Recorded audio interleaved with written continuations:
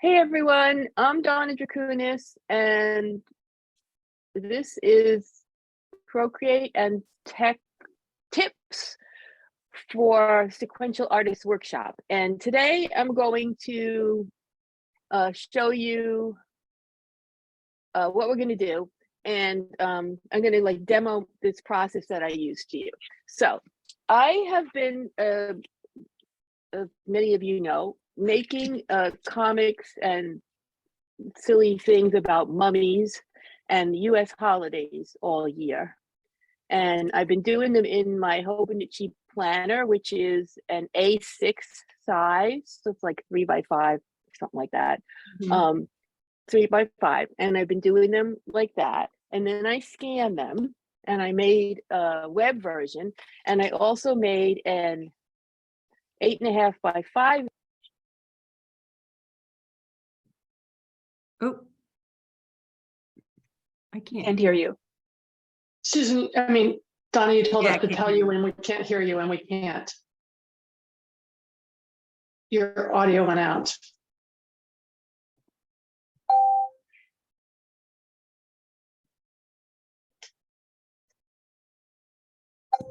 we can't hear you. Donna, we still can't hear you. You can't hear us either, I guess. Oh, there we go. We chatted it to her. Thank you, Susan. Yeah. As well as mimed it. Yeah. Oh, okay. Okay, so forget it. Over. Starting over. I'm taking my earbuds out because whatever's wrong with them, they keep cutting out when I try to Zoom. So if you hear the lawnmower, whatever. So I'm going to switch to my iPad, and I'm going to show you how how I made that comic. So let's see, replace spotlight for everyone. So this is my iPad, and I have a folder here, open a stack on my Procreate that I have creatively left named Stack. And it has a bunch of my comics from the Mummy series in it. And this section here is the ones from May that I just created and posted recently. So the page I showed you printed, this is it. This is the file. So I'm going to show you the layers and stuff I have in the file, and then I'll go through making this from scratch. So I have the background set to a color. So the yellow in the background of this is the background color of my image. I don't do that a lot. Sometimes I just add a layer and fill it with the color, but for whatever reason, I used the background color. And then this highlighted layer here that I have is the actual comic image. And let's look at that one alone, and it's set with the clipping mask, so I'll turn that off. So you can see that there's my whole comic image. It's kind of warped out of shape. The edge of the pages show and so forth, but that wasn't happening when I had it in there because I made a layer for a clipping mask that is just black and for a shadow. And then I added all the other layers here are different textures that I added. So I'm going to go and show you step by step how I did that. So I started with a photo and a scan of my page. So I started with the photo to make my template. Now, I didn't actually use the photo for the comic, although for my purposes and what I'm doing with this project, it would have been fine because I'm not trying to make it flashy or anything. And I think the quality is good enough for showing on the web. It's what I call a sketchbook comic, so I'm not going to do too much to it. But what I did was I made my files this size. Now my camera size, when I take pictures with my camera, that's what this is. That's the size I used for my canvas. I just opened a photo and used that. I didn't make a 5x7 or 8x10 canvas or anything. Okay, but so I just opened a photo and I said, I'm just going to use this size because I was being lazy about it. So I added a layer. And what I did was I took the selection tool on freehand and I drew around the shape of the page. And I had to do it a couple times. And if you just see here, I got this wonky line. So I had to go back and start over. But I just drew around the shape of the page. And I'm having a hard time with it now because I'm trying to hold it under the camera. And I usually like turn my iPad to the different directions so that I can move my hand in the shape that I want. So I outlined the whole page and I left a little dent where it had the, center in the book. And I curled the edges a little, but I wasn't too precious about it because this is me. And I'm not too precious about stuff. And since it's a sketchbook comic also, do that. So I selected that. When I click the dot where I started, it closes the selection and you can see the lines here showing that that part's not selected and that part is. And then what I do when I get a selection I like, I go down here and say save and load and click plus. And now that selection is saved. So if I lose it for some reason, I can reselect it without having to draw all around the book again. But what I did was I just took black and you double tap on the lower left corner of the circle and it automatically goes to full black. And I dropped it in that layer. And then I moved that layer behind the photo.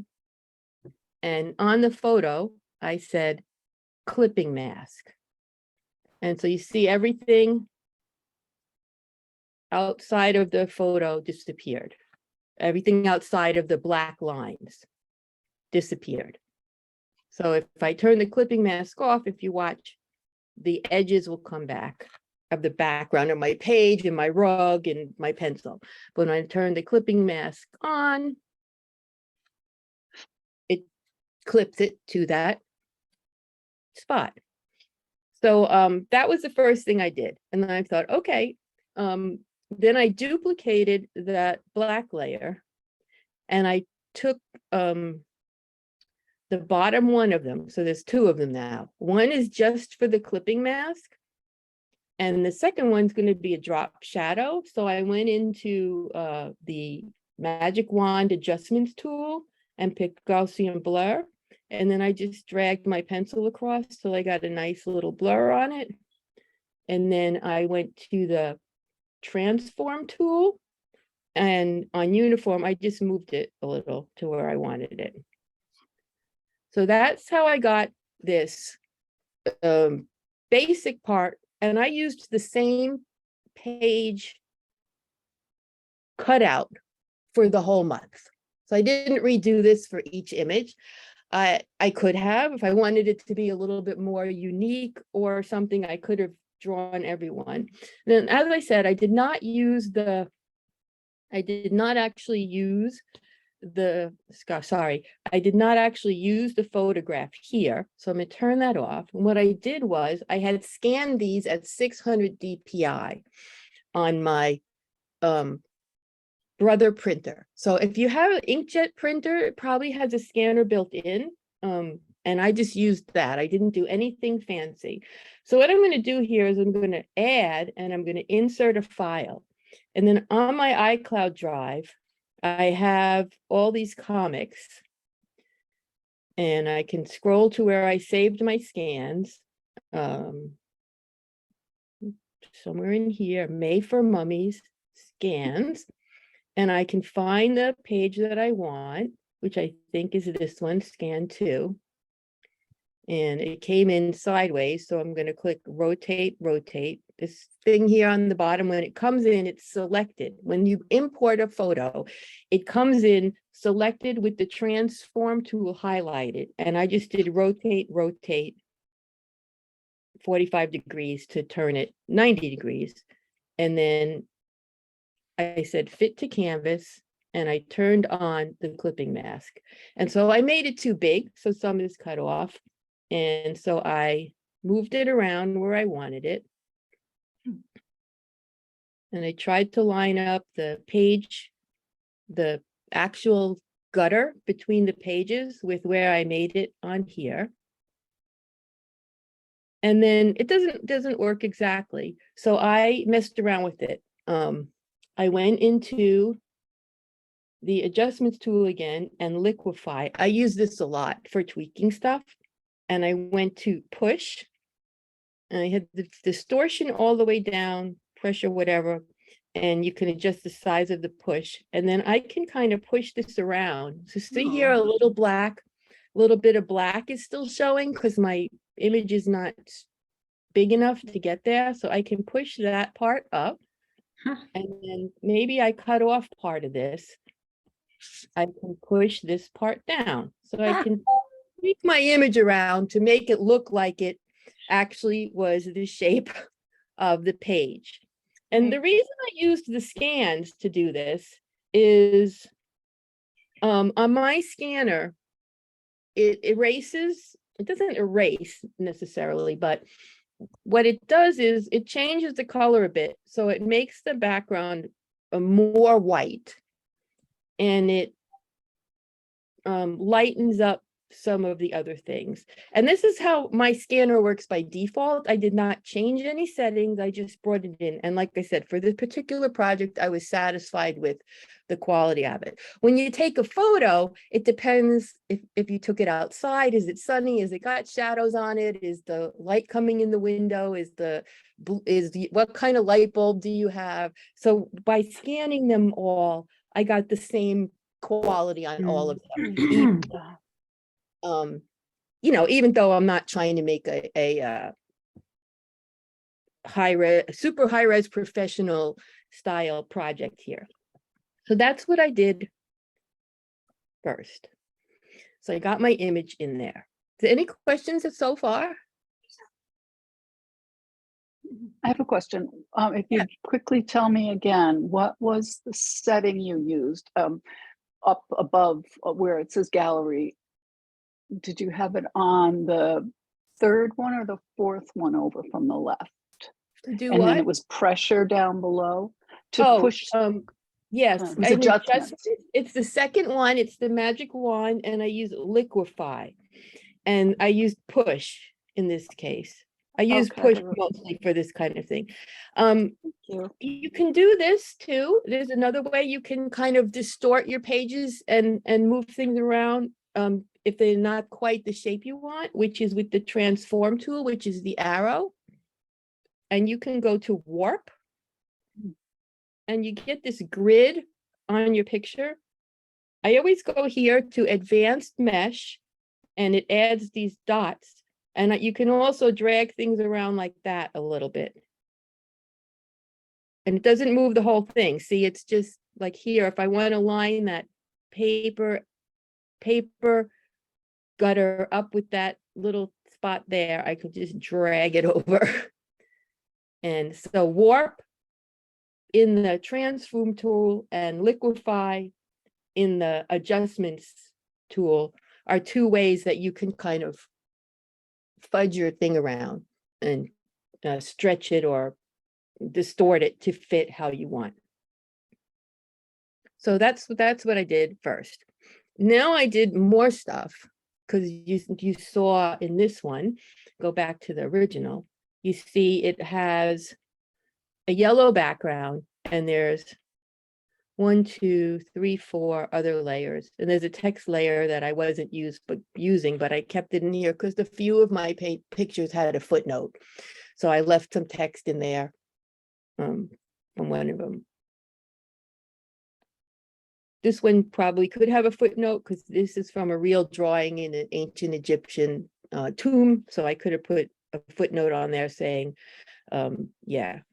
drawing from such and such. I did that on some of mine because it's hard to believe that some of this stuff that I did in these mummy things is like real. If you've been reading them.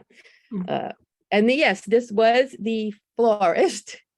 There was a florist, and this is a picture of a real florist, and the florists worked at night because it was cooler, and then the flowers wouldn't wilt, and they would deliver them first thing in the morning to the pharaoh or whoever.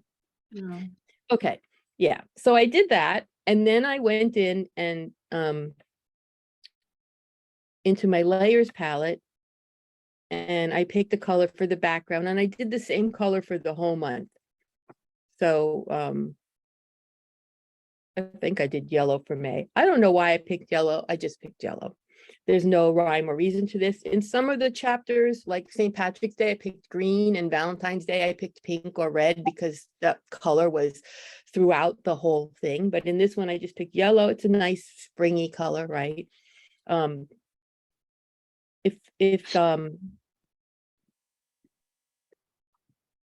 I want to move things around more, then I group this together so that the whole book, the original photo's still in there, but that I traced, and I'll leave that in there for now, because if I decide I don't like this black outline, if I decide I don't like this one, if I still have the photo in there, I can turn off the clipping mask and draw another one. But I put all that stuff in a group so that I can select the group with the transform tool on uniform and move it around if it's not where I want it on the page. So I can make it a little more centered or whatever. So that's there. So then I added textures. Because I didn't want just this solid yellow background. So I added some textures that are just for the background. And then on some of the drawings more than others, I messed around with the drawing. So for the background here, I added a new layer, and then I dragged it behind or below the group that's the book, because I want this texture that I'm going to paint on here only to be on the background. And then I did it in white, but I'll just pick another color so it shows up a little more maybe when I do it for you here. And in this case, I thought, I have all these favorite brushes that I have for this year, and these are ones I used last year. And I have this brush, I have the fabric texture brushes that I got somewhere. I think they were a free set that I Googled. And anyway, I have this woven linen. So I thought, well, this is ancient Egypt. I'm going to paint the whole background. And when I paint the whole background of something with the texture brush, I make the canvas really small in the middle, and I move the brush up to the biggest size. And then you can really quickly go like that. And if you pinch and let go fast, you can see I filled that whole background with a nice linen texture in about 2 seconds. And then, as I always do with textures, I'll mess around with the transparency, and I scroll through the I scroll through these because I don't have memorized what they all do. Oh, that's pretty, isn't it? It made it like a brown color. That's different. Anyway, I scroll through them until I get something I like. Nice. Yeah. And then I added another one here, and you can't create a layer right above the background, because if you click on background, it brings up the color. So if you want to add a new layer, it always comes up higher than the bottom, but I want this one to be on the bottom. So again, I'll just click and drag it down. Come on, layer, come down. Drag it down there. And now on this layer, I'm going to add a paper texture. And I'm going to do that with the linen turned off. I don't know why, but I just find that if I add like several layers of texture, that it makes it feel more organic to me. So again, I have all these different brushes I have. I got paper textures that I got for free.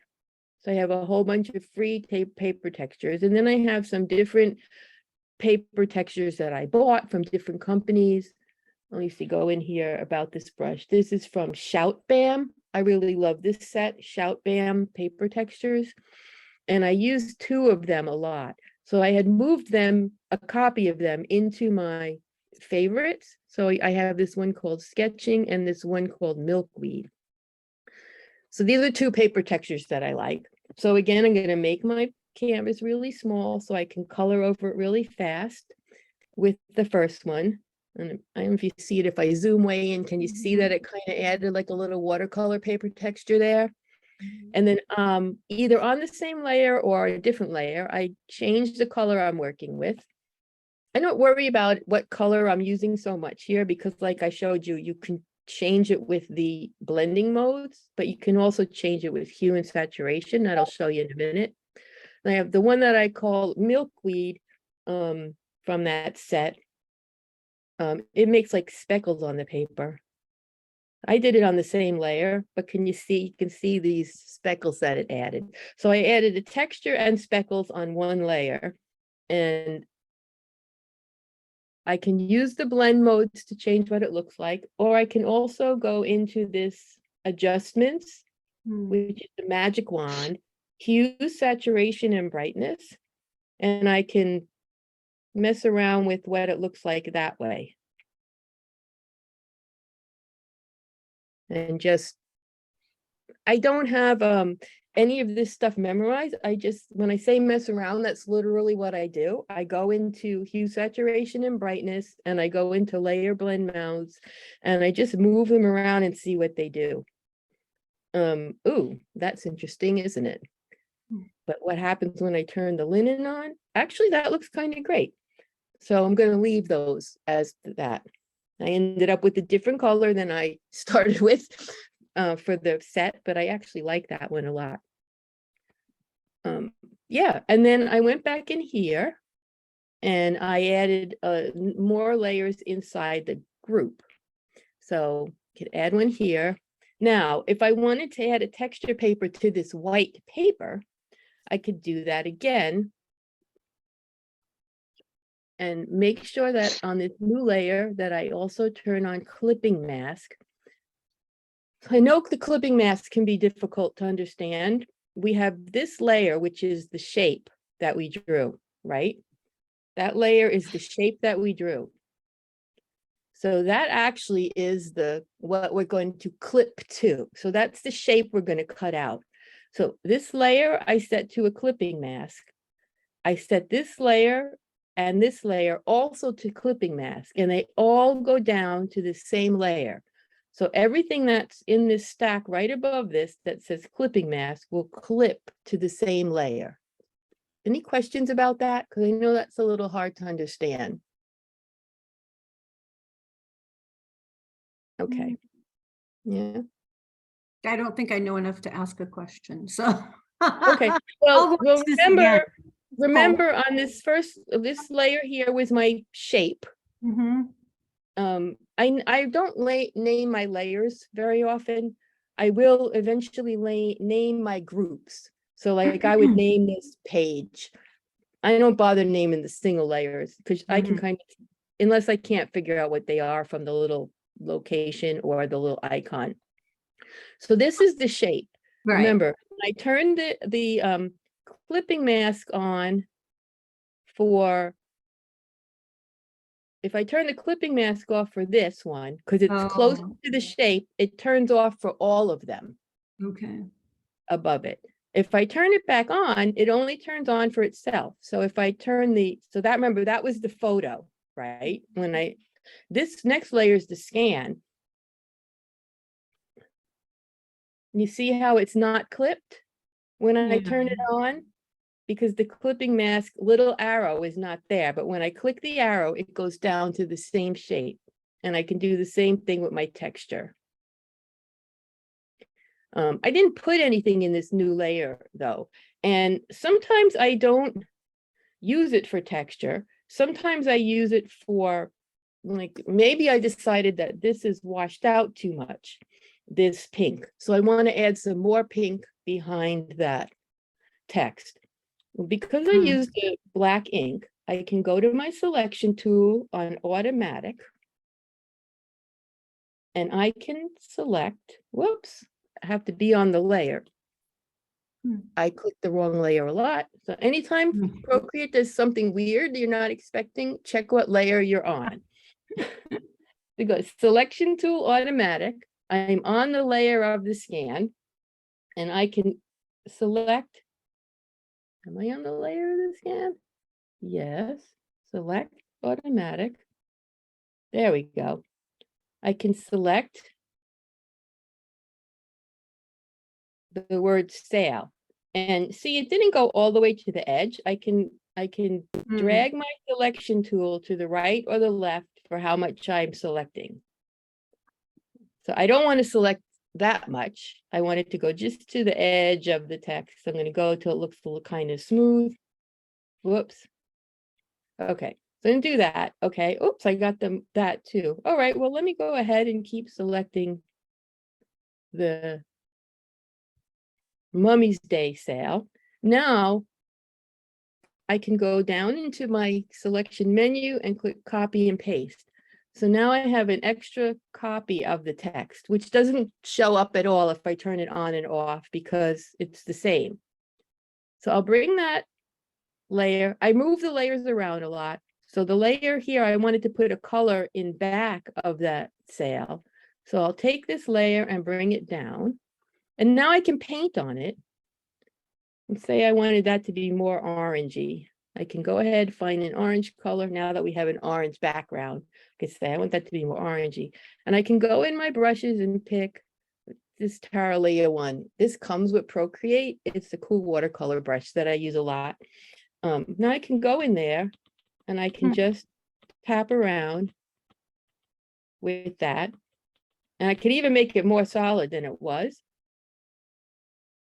And I can turn that on and off. I can also change the opacity of it and mess with the layer blend mode too. I like that on linear burn. So I did some stuff like that. I still consider this a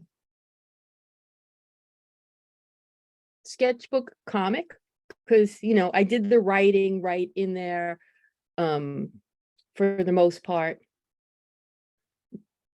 In case I wrote something incredibly illegible, I could do a layer like this that I just put in there for that. If I turn off the copy and paste layer and duplicate this a couple times, I can kind of cover up what was there. And then I can take a brush that I like writing with and I can redo it in here. You know, and I would mess around with that a little bit more if I was going to actually do that. But yeah, but sometimes I write the wrong thing or I spell something wrong or it just comes out illegible and I could change stuff in here. So that's what I did primarily for creating these. And then I went through it with every one of my scans. So I have about 16 spreads that I used for each month. There's no specific amount, but I did the same thing and I went in and I had the layers, but I didn't have to create them all from scratch. So you can see here, I have one that's called May Mummy's Template, and it has all the layers, but it just has a white page. And actually on this one, I added a little line to show where the fold was in the book. So after I made my first one, which this would be my first one for this, right? I deleted all the stuff out of it. So for now, I'll just group it and hide it. But I would say delete that stuff. I could delete the photo, delete the scan. And then what I did was I duplicated the clipping mask layer and filled it with white, just so that I could see that it was there and turned the clipping mask on. And that's what I did. So I just got, you know, I hid or deleted the photos. And now I can use this over again and just bring in a new scan and I don't have to start over for everyone. So does that make sense? Yeah, so you're making your template. I was like, how do you export the background? But you're not. You're leaving the background and getting rid of everything and duplicating that. Right. That's great. Right. I deleted the photos, but I left all the background and everything. Right. Yeah. And Great. then because sometimes like, even though I scanned them, well, this one's a good example. I scanned this and then, but the handwriting on it was terrible. It was quite illegible. Mhm. Or I was not happy with it anyway. So I put a layer on top of it that I painted with whatever brushes I was using. And I used the color pick thing that I have set to this square.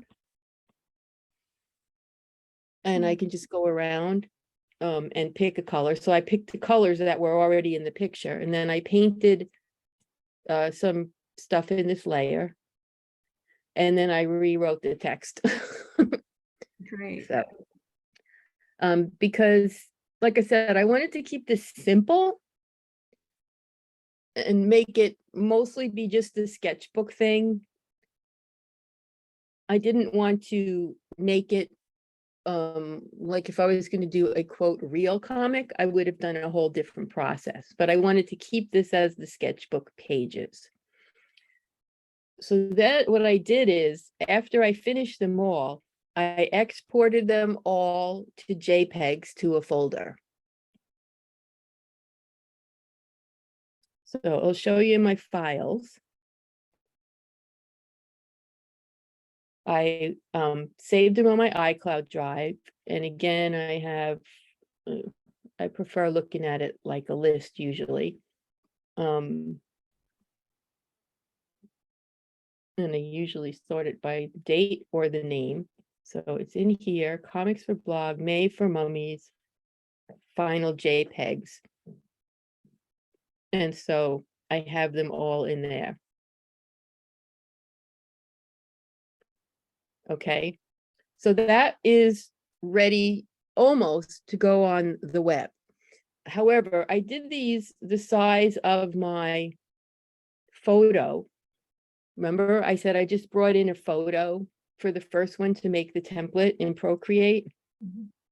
And if you look at it, I'll open it up and open the canvas info so you can see it.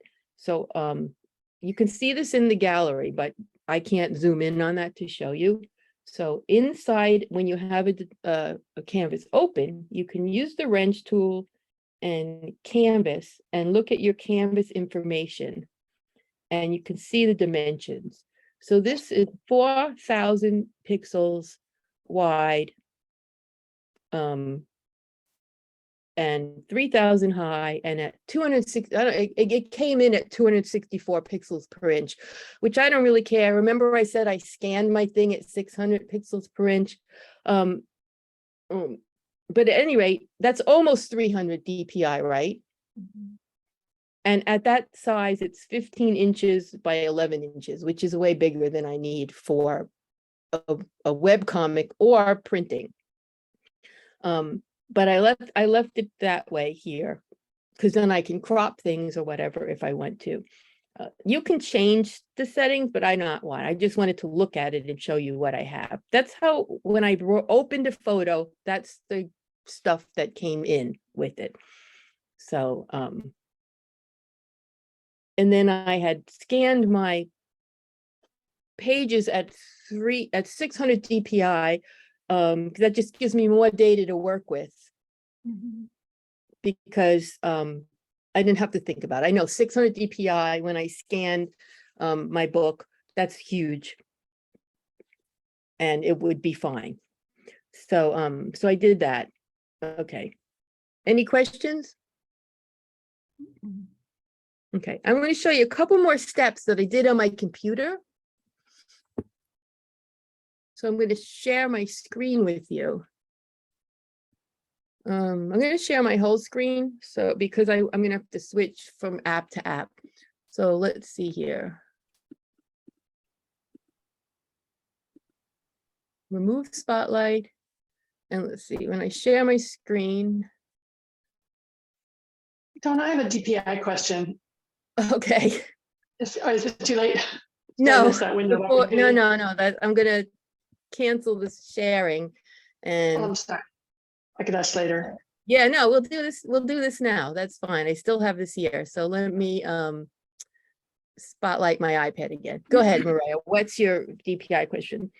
All right, so if you're just opening a new document, Right. I opened the square template. I use just that a now. lot. Mhm. Okay, so when I open the square one, and then I look to see what the Canvas information is, thank you very much, then it only is at 132 DPI. Okay, so let me open that on mine. So on mine, the square is 3000 by 3000. It's different on my phone. I don't know what it would be on a different iPads. The screen size is obviously different on a different iPad, on your phone. So my square is 3000 by 3000. So I just made one. So I'm going to go into the gallery, action, canvas information, dimensions. And mine says 300 DPI. Yeah, so my standard square template seems to be 2048 pixels by 2048 pixels. Is there a way to change that, or? You can make a new canvas. So I think that what happens is the iPad has the square one and the screen size one that are set for your device. So I have a 12.9-inch iPad Pro. So it has those sizes. On my phone, they're different. If you have a 11-inch iPad or an iPad mini, those will be different. So if you want to create your own canvas that's a certain size, sure, you can do that. You go into here and you press this little tiny plus sign that's at the top, which says new canvas. Instead of picking one here, you pick the plus sign. And you can type in the top and change the name of it. Now new test, and you can go into pixel dimension and change it. So say we want to make the one I just did, which is 3000 by 3000 pixels. DPI is irrelevant, but we'll set it to 300 if we're going to do printing, because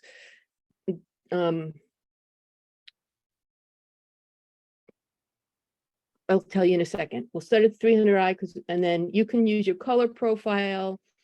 I usually don't mess with that unless I have a specific reason to, and I'm going to create it.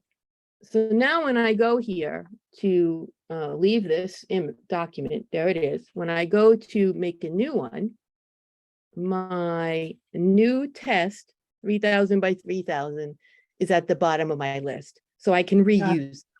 And I can drag it around. If I'm going to use it a lot, I can drag it up to the top, or you can alphabetize them manually, but you can move them around. So then you can create one that's what you want. The reason I said, I just want to go quickly on something about DPI. So this file now has 3000 pixels going that way, right? And the one I just made, it has 3000 pixels going that way. That's what's really important, because if I want this to be 10 inches times 300 DPI, I need 3000 pixels. It doesn't matter what the DPI says it is, as long as you know how many total pixels it has. But sometimes software uses that information. And so if you uploaded this to a printer and you went into your canvas crop and resize, and we'll change the settings, and I'm not going to change the number of pixels or anything. I'm going to leave everything unchecked, and I'm just going to change it to 72 DPI. Done. Nothing changed. But if I save this and send it to a printer, their software might read this metadata that's inside the file that says this is 72 DPI, and it will throw an error. So that's why you set it to a specific DPI in the settings, so that software reading it says, oh, that's 300 DPI, it's okay. The other reason you might want to do that is if you're going to go in here and you wanted to use inches and type in 10 inches by 10 inches, then the software here, Procreate, will say, okay, you want 10 inches by 10 inches at 300 DPI, and it will make a file that has 3,000 pixels. It will do that math for you. Does that answer your question? Yes, extremely helpful. Thank you. Yeah, it's very confusing because, yeah, I might have made this 3001. Susan said hers says 2048 by 2048. I might have created this 3000 by 3001 at one point myself because I wanted it and I don't remember. Okay. Any more questions? Okay. Remove the spotlight, share screen. I'm going to share my whole desktop with you. Okay, you guys can see what I got going on here. Oh no. Okay, so what I wanted to do was I wanted to, let's see, let's get rid of this. I wanted to go into my files and find that same folder with the comics for the Made for Mummies and my final JPEGs.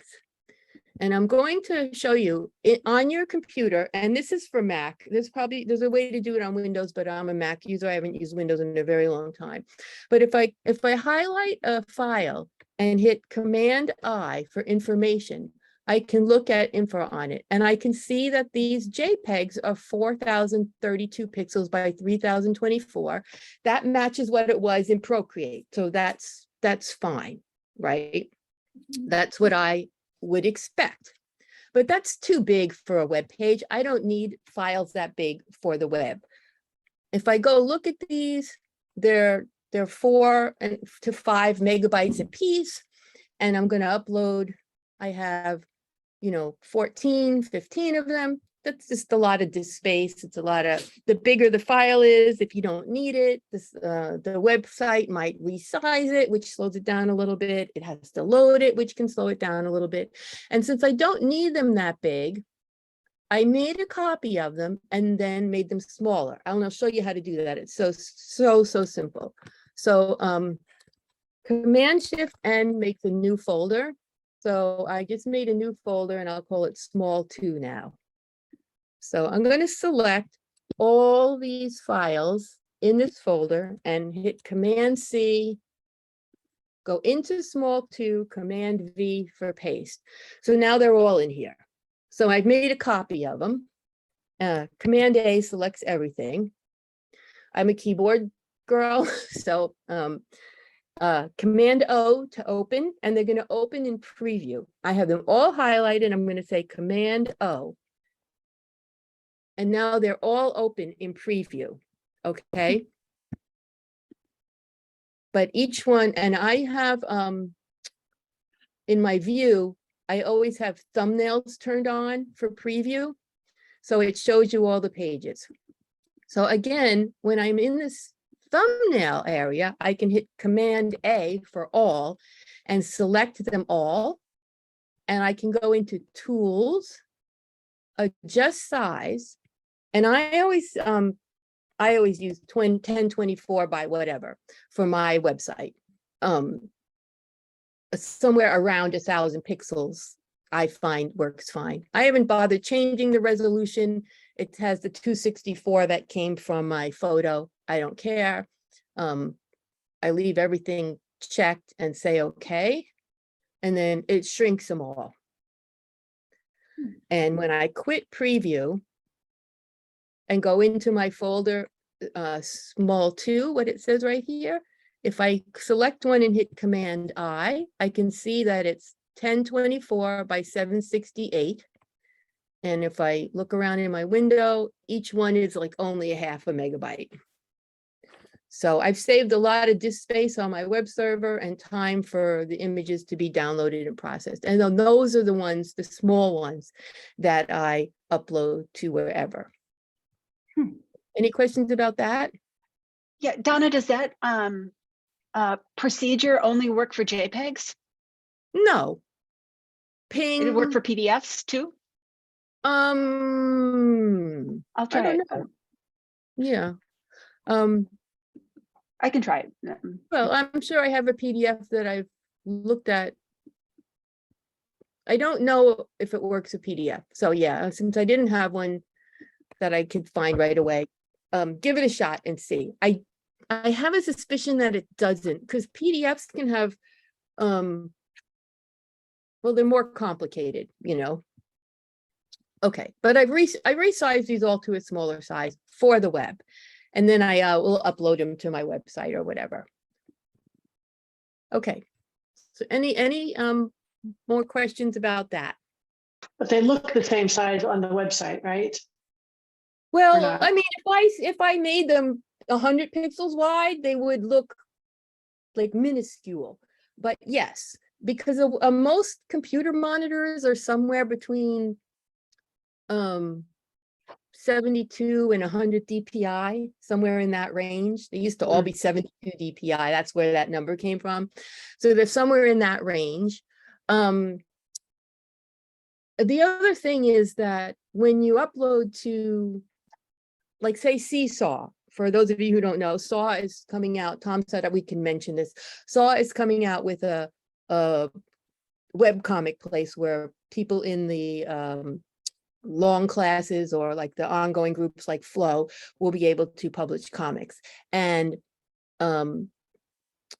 if you upload these files to that,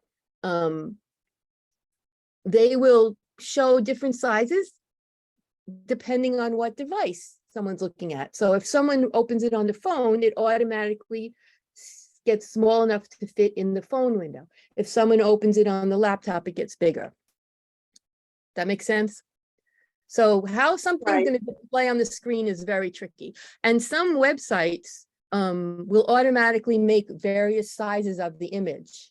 So, like some WordPress sites will automatically make a thumbnail, a small, a medium, and an original size versions of the image that you can use in blog posts and stuff. So that's another level of complication. But I find that mine work fine at that size. I don't need them to be any bigger than that for the most part for online. Okay. And you take that step to make them smaller for the sake of web space bandwidth on the web. Yeah. My husband always gets on my case if I upload really giant files to our website. He's, why don't you make the file smaller? So yeah.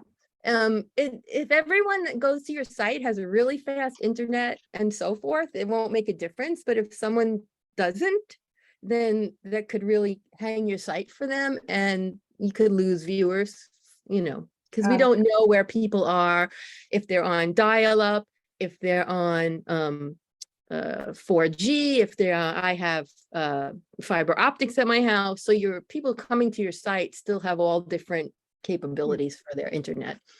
So Got it. Thank you. yeah. And now I'm just going to show you quickly what I did on this. I did in Affinity Publisher to print it.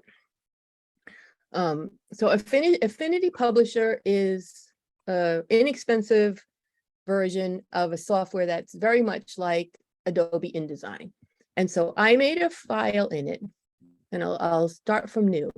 I'm going to say File, New. Where is it? New at the top where it should be. And I looked for my letter page because I'm going to print it on 8.5 by 11 paper. And I didn't change anything in here. And you can say, I did not want facing pages, or I do need facing pages for these. Actually, I didn't use letter. I used, because I printed it on half size sheets. So I did 8.5 times 5.5. Yeah.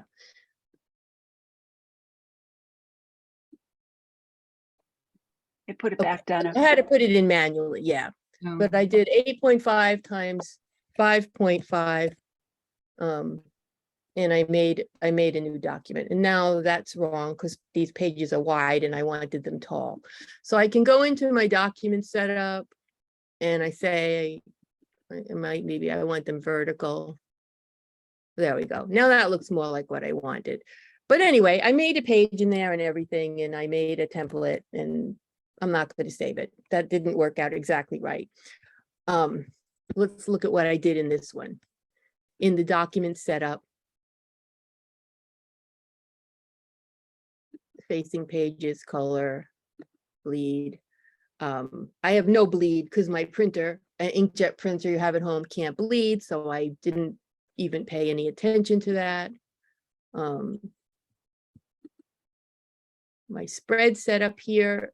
So this is a little confusing. I would have thought the paper size was in the document setup, not the spread setup, but here it's saying that my dimensions are 5.5 by 8.5 inches, and it's portrait, meaning my pages are up and down. So that's what I said on there. And then here, I don't expect you to get this today, but I just wanted to give a little overview of it. And later I'll be doing more stuff outside of Procreate. But in Publisher, you have a thing called master pages, and you have these things called frames. And this is a picture frame. And I drew a picture frame on my master page that filled the whole page to the margins. So because I had that on my master page, when I go to another page, it has the same frame. And all I did was, when you first go into it, I lost my mouse. Okay, when you first come into this, the frame will be empty. So I will, like, just for the heck of this here, go up to the top and say,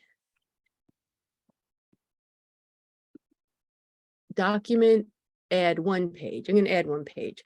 Okay, so see, there was nothing in it.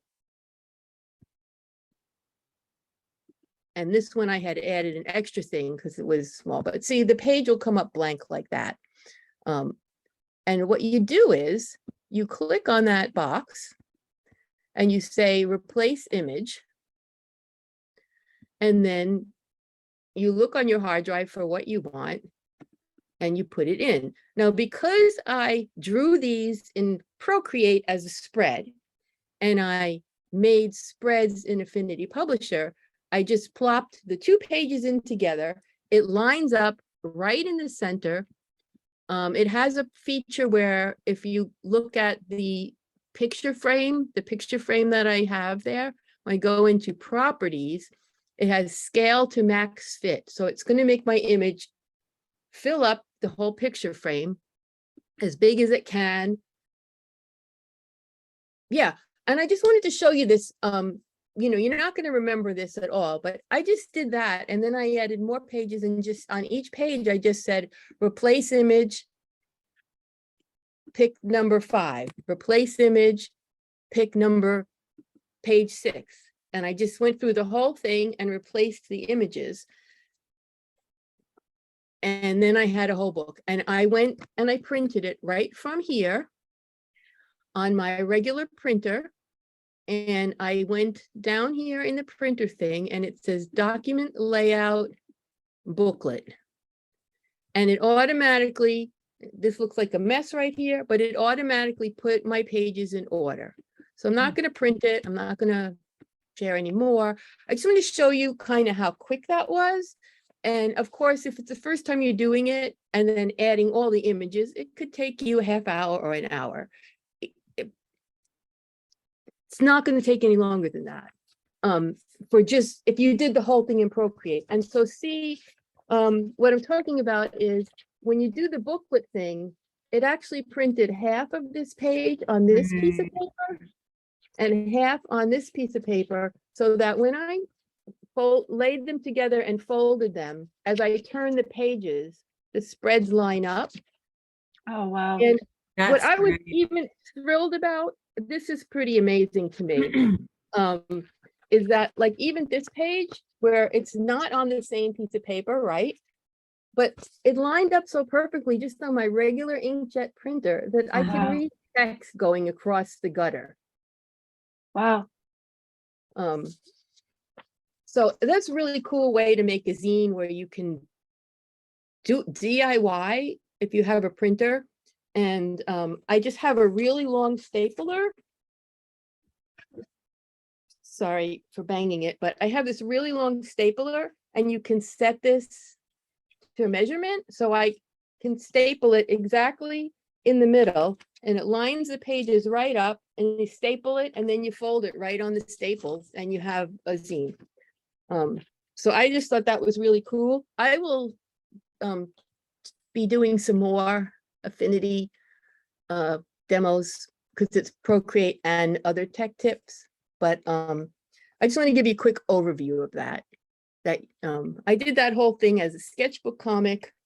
I wasn't even going to do anything with it. I was just doing it for the heck of it because it was amusing me to have mummies exploring American holidays. And I started with, mummies doing New Year's resolutions, like, do you need a makeover? You look like this, you need a makeover to look like your coffin, and stupid things like that, right? Here's a mummy looking for a new wife on, a dating site. And, so it's just some stupid stuff. And then I thought it was funny. I kept going. I'm up to October now. So I said, I'm going to put these online and make little zines out of them.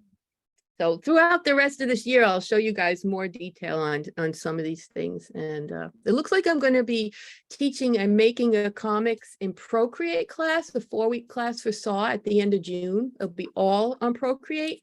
And then I might be teaching another one in the fall on using Procreate with Affinity apps for the different parts of making a comic. I don't know if that one's going to fly yet, but yeah. But I definitely will be showing some Affinity stuff in this bi-weekly meeting too. Great. So, cool. Yeah.